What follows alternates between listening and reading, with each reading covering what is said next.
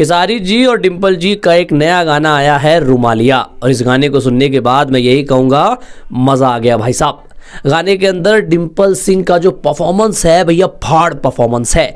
मतलब डिम्पल सिंह की जोड़ी खेसारी जी के साथ यार बेहतरीन लगती है, लाजवाब लगती है।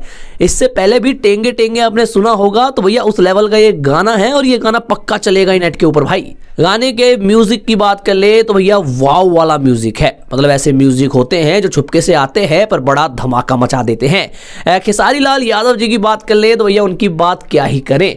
वो जिस गाने में दिख जाते हैं, उनकी झलके जिस गानों में दिख जाती है, वो गाना अपने आप ही हिट हो जाता है। गाने के अंदर खेसारी लाल यादव जी के अच्छे अच्छे सीन हैं, अच्छे अच्छे एंगल से खेसारी लाल यादव जी को दिखाने की कोशिश की गई है, जो कि गाने के अंदर नयापन देखने को लगता है। कि अगर लिरिक्स की बात कर लें तो भैया वाव वाले लिरिक्स है भाई, वाव वाले लिरिक्स हैं। ऐसे लिरिक्स इंटरनेट पे पक्का वायरल होते हैं और भोजपुरी को ऐसे लिरिक्स की जरूरत भी है भाई। भैया ओवरऑल देखा जाए तो खेसारी लाल यादव जी और डिम्पल सिंह का ये गाना मेरे लिए तो फर्स्ट क्लास है भाई। मतलब मैं इतना ही कहूंगा कि भैया इस गाने को देख के मैं सारे गाने भूल गया। इस गाने को देखने के बाद बस इतना ही कहूंगा कि भैया टुनटुन यादव जी ने एक बार अपनी राइटिंग का पावर दिखा दिया तो उनके आगे फिर कोई नहीं टिकता।